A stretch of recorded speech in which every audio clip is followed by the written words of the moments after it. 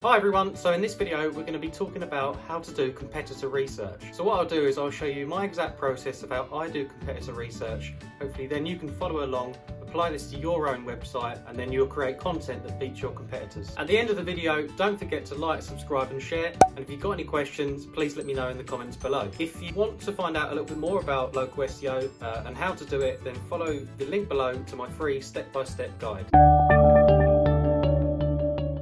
So by now you should have a list of keywords and groups, and you should know which of the keywords are going to be your primary keywords. We can now take these keywords and then start doing some more in-depth research on them. Without doing the competitor research on these keywords, you're going to stand little chance of actually ranking for them. This step does take quite a bit of time, but it has to be done and it needs to be done right. So now let's get into the video. So now that you've sorted all of your keywords into different groups and you know what your primary keywords are going to be and what groups they need to be in, we can now start doing the research on the individual keywords to see how we're actually going to target them and what kind of content we need to create. So for this video we're going to target the keyword Builders South London. So we're going to say that's our primary keyword. So what we're going to do is we're going to copy that keyword and then we're going to put it into a Google search like this. We're then going to look down the results and find the competitors who are currently ranking for this keyword. So we'll click on the first one here and we'll have a look at how they're doing it. So what we're going to do is come onto their website and we're going to note down exactly what they're doing and how we can do it better. So what we want to do is open up a Word document or a notepad or something like that, and we just want to write down everything about this page. So to find out the word count of this page, we'll copy the URL, we'll go over to this website here called Web Page Word Counter, we'll enter it into here and we'll see what it comes back with. So you can see that's got 899 words. So this Web Page Word Counter is taking into account every word on their page and not just the main content. So what we'll do is we'll go back over to our Word document and we'll add in here, we'll just round it up to 900. We'll then want to go back onto their website and look more into the page. So you can see here that they've got a link to extensions and renovations, to loft conversions, to new builds. So this could be a section that we want on our site as well. So we'll also note that down. So we'll note down here that they've got a project / services section. If we come down the page, you can then see that they've got a blog section. So again, we're going to want to make sure that we've got our blog section on this page as well. And then you can see at the bottom of the page, they've then got the people that they partner with. So we would also want to put our accreditations or people that we partner with and just other people's logos to build a bit of trust. Something else we'll note down is how many images they've got on the page. So they've got a slideshow at the top here, they've got 3 images here, and they've got another 2 images there on both their blog articles. So we'll also want to note this down on our notes. So something else that we want to do is just take note of any headings that they've got. So for example here,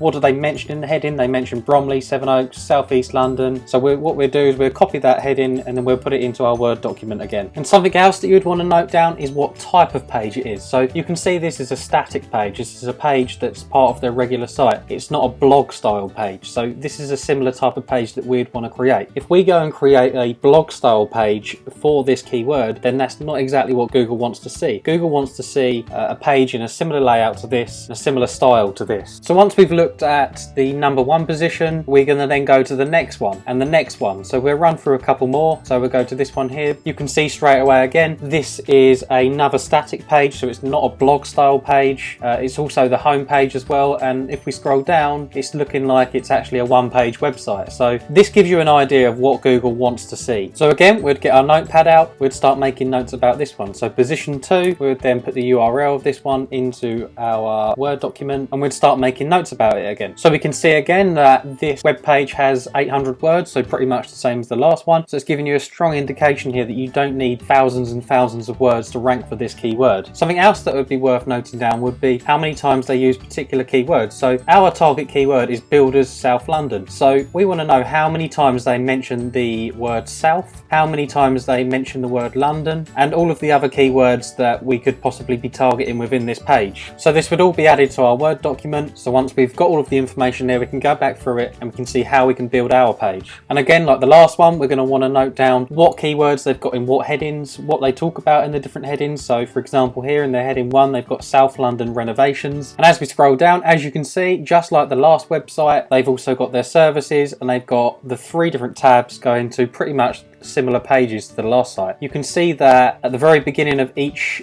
piece of text that describes each service, they're starting it with South London renovations, they're starting it with South London renovations there, and they're starting it again there. So they really are drilling in the fact that this is a page about South London building services or renovations in this instance. So if we look at what we've written down for this page, you can see here they've got an 800 word count. They target these particular keywords here. They've mentioned them this amount of times. These are their headings, though there are more headings, I just haven't written them down. They've got a services section, they've got a project section, a gallery section, feedback section, a contact form at the bottom, and roughly around 35 images on this page. So we'll scroll down, we'll do one more website, but you should really be looking at the whole of page 1 search results, even if you just note down the first 3 or 4 and then just get an idea of what the rest are like. So if we click on to the 4th one here, you can see that this one isn't actually their home page. This is a specific page for a specific area. So if you're a building company that serves the whole of London, your home page might not be specifically for South London. So what you'd want to do is what this company's done here, and that's create a page for a location plus service. So what you'll notice about this page is that they have also included a video as well. So you'd also want to consider including a video on your page. They've also included a map at the bottom, so again that's something that you want to consider adding to your one as well. So by now your research should look a little bit like this. So you're just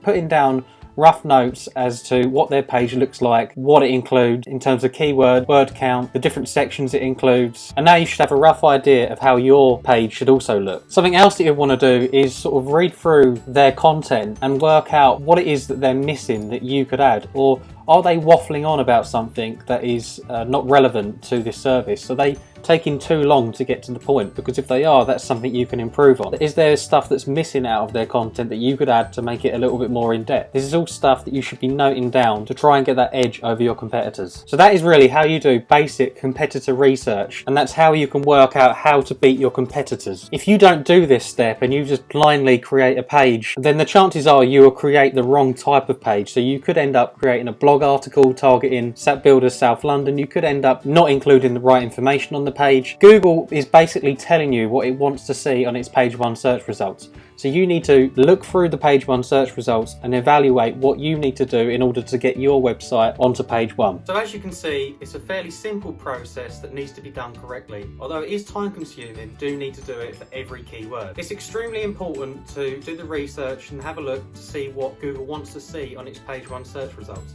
If you go and create something that's totally different, then it's not likely to rank. So that's it for the video. Hope you enjoyed it. Don't forget to like, subscribe and share.